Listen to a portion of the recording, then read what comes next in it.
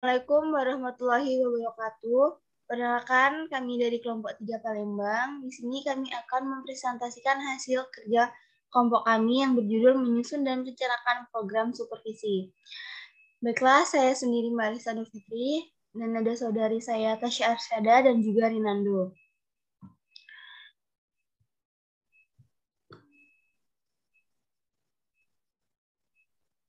Yang pertama yaitu supervisi klinis. Supervisi klinis merupakan pembinaan yang dilakukan untuk membantu guru agar semakin terampil dalam melaksanakan proses belajar mengajar. Nah, tujuannya itu untuk meningkatkan dan mencari kelemahan dalam proses belajar mengajar yang terjadi, sekaligus memberi solusi sehingga didapat suatu keterampilan mengajar yang lebih baik dari sebelumnya. Kemudian perencanaan supervisi.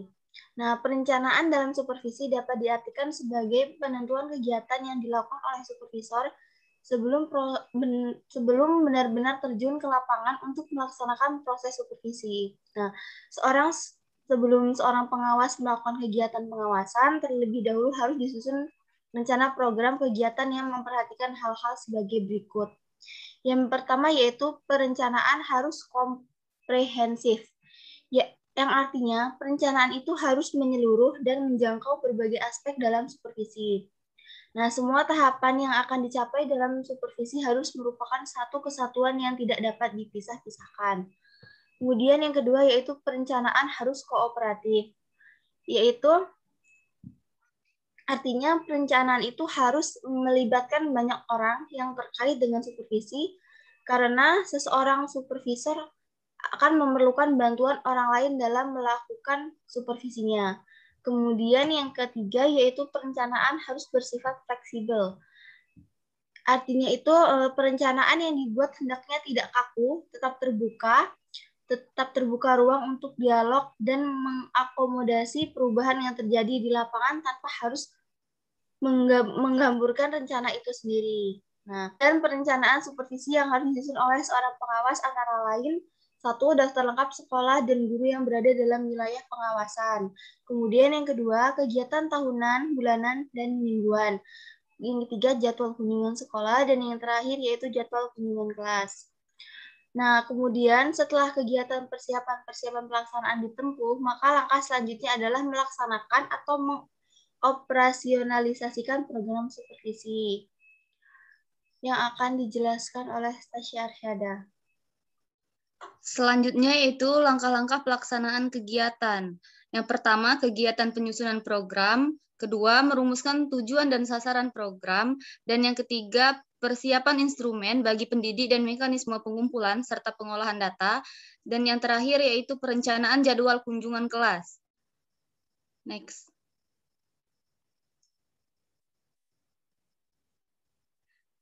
Yang pertama yaitu penyusunan program supervisi. Dibagi lagi menjadi dua, yaitu program tahunan pengawasan sekolah. Program tahunan merupakan program-program yang disusun untuk mencapai tujuan dan sasaran tertentu yang akan dilaksanakan selama 1 tahun. Yang kedua yaitu menyusun program semester pengawasan. Penyusunan program kerja di sekolah merupakan jadwal pelaksanaan supervisi pada sekolah-sekolah yang menjadi tugas dan wewenang pengawas setempat dengan isi agenda. Yang pertama, hari dan tanggal pelaksanaan.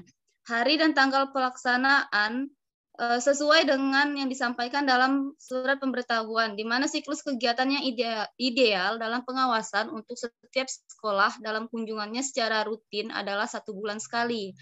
Yang kedua yaitu jenis-jenis kunjungan atau supervisi. Dilihat dari bentuk pelaksanaan supervisi dapat dibedakan menjadi 2 macam, yaitu kunjungan kelas dan kunjungan sekolah. Yang ketiga yaitu segi-segi kegiatan yang diamati. Nah, tergantung dari jenis kunjungan yang dilakukan. Untuk jenis kunjungan kelas, segi yang diamati meliputi satuan pelajaran, rumusan kegiatan belajar mengajar, kreativitas murid dalam memecahkan masalah, dan cara mengorganisir kegiatan belajar mengajar.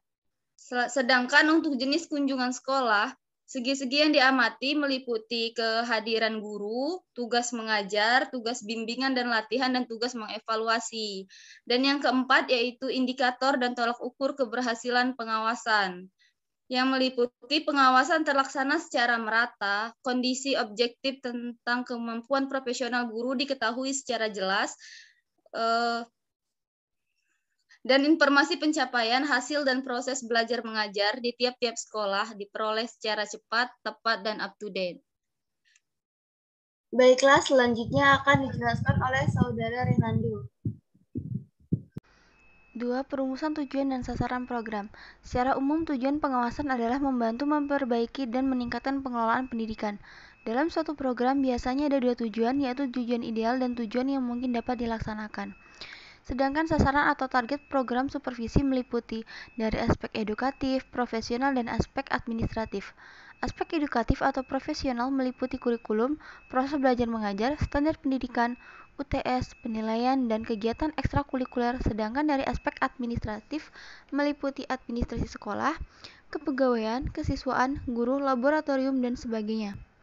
Kemudian yang ketiga yaitu tahapan pertemuan awal. Tahap pertemuan pendahuluan sering juga disebut tahap pembicaraan awal atau tahap pembicaraan pra-observasi. Pada tahap ini yang perlu diperhatikan oleh pengawas adalah menciptakan suasana akrab, bersahabat antara supervisor dengan guru sehingga terjadi hubungan kolega dalam suasana kerja yang harmonis.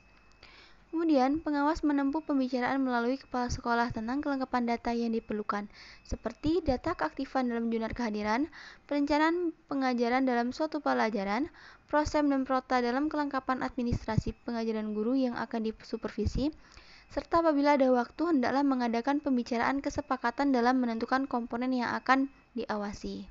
Baiklah, sekian presentasi dari kelompok kami. Apabila ada kata yang salah, kami mohon maaf.